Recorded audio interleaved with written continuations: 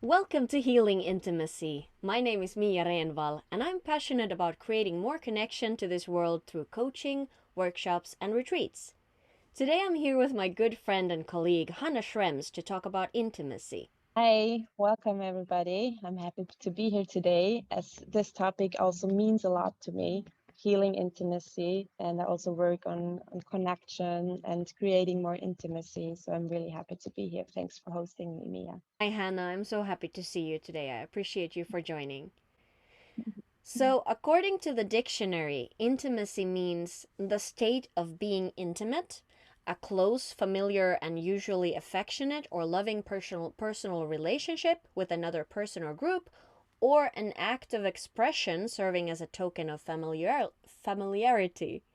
So, what is intimacy for you, Hannah? So intimacy for me, I imagine many people connect intimacy to sex, and that's not necessarily the case for me. So intimacy for me actually feel means like having such a deep connection and feeling so safe and loved and connected around somebody that you can show up as your authentic self. And what I mean by that is also showing all your vulnerable sides. Yeah. All the emotions that you might judge as negative. I don't judge them as negative anymore, but showing up with your sadness, showing up with your fear, showing up with your anger.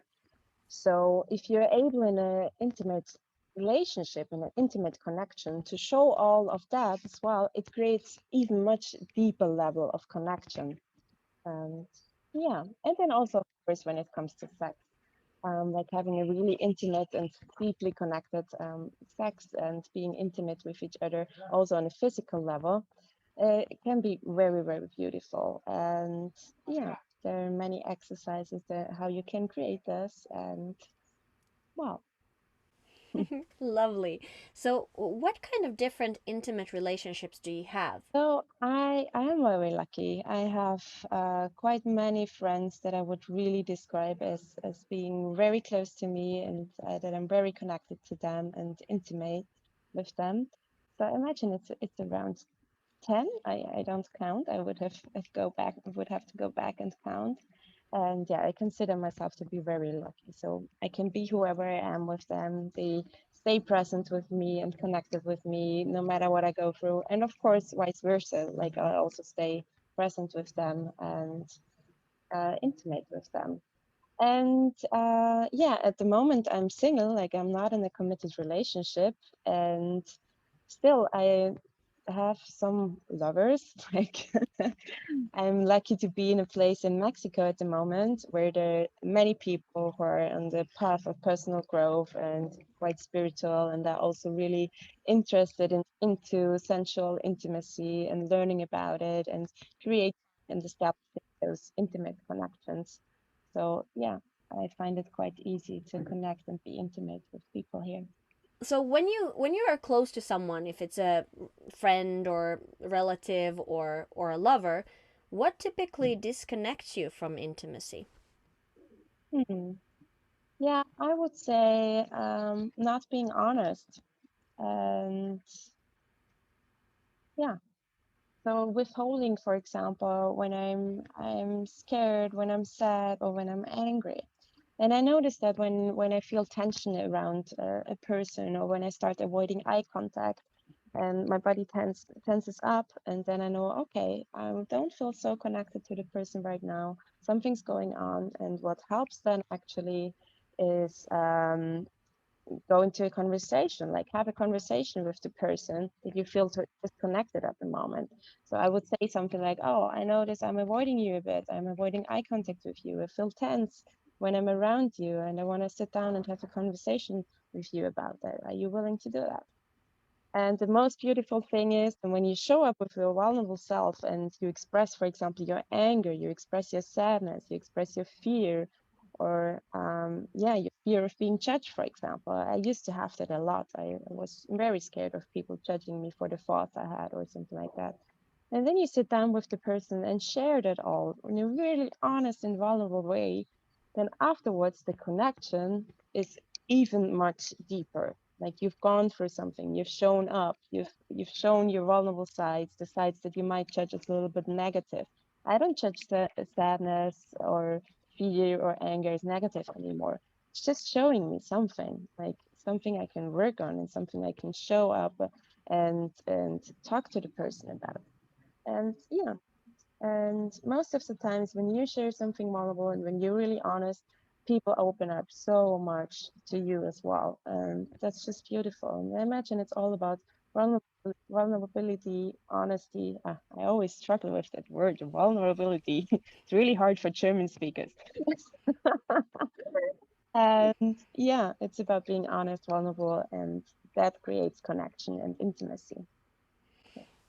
Thank you. I appreciate you so much for sharing all of this. And I imagine we've seen this time and time again as well as we've been co facilitating groups together.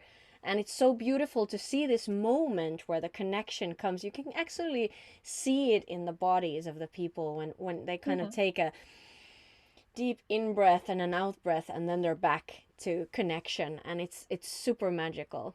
And I really appreciate exactly. it to co-facilitate with you. I really enjoy, and I find you also one of my close, intimate friends that I feel that I can share anything with. And I appreciate you so much for having you in my life, really, Hannah. Oh. Mm. Oh, I feel tingling in my face right now, and I have goosebumps on my arms. I appreciate you as well for being my friend, Mm. and I love you. So one last question, like what concrete things, what would you give small tips of what helps you personally to bring you back into connection? You already mentioned a few things, but could you clearly like state a few examples that work for you? Hmm. Yeah, for example, eye contact or eye gazing. You don't always have to know what's going on with you, but as soon as you notice that you're avoiding somebody, so in my case, I started avoiding eye contact. So I approached the person and I asked maybe, or like, I want to look you into the eyes. I imagine I'm avoiding eye contact with you. And maybe sit there and have a meditation together and just do eye gazing. Yeah, that helps a lot. And then report what's going on, like notice your body and notice your thoughts. And for example, you could also do a diet, like for example, saying, what's present for me right now is this and that. And then the other person goes like, hearing you say that, I feel like this and that. Yeah, that, for example. And when it comes to sexual intimacy, I imagine it's also a lot about, for example, eye gazing or doing some breath work together, doing some meditation together. And then for me, it's also a lot about slowing down and really noticing what's going on with you.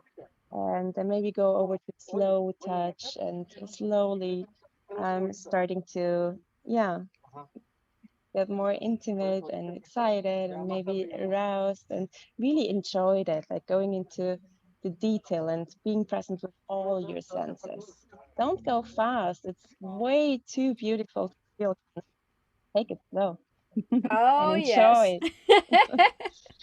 Oh, Yeah. yes. And also in the healing intimacy workshops, I imagine we do just this. We come back into connection through eye gazing, different meditation techniques, different kind of communication exercises, and a bunch of other things. And the beautiful thing with the healing intimacy workshops is that you can come there with any kind of friend, lover, brother, sister, any kind of relationship that is important to you. Just like Hannah said, you can build a connection with anyone in your life when you have the right tools.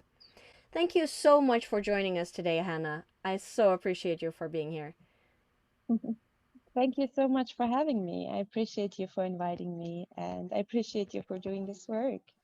Happy to be here. Thank you. Thank you. Have a beautiful day.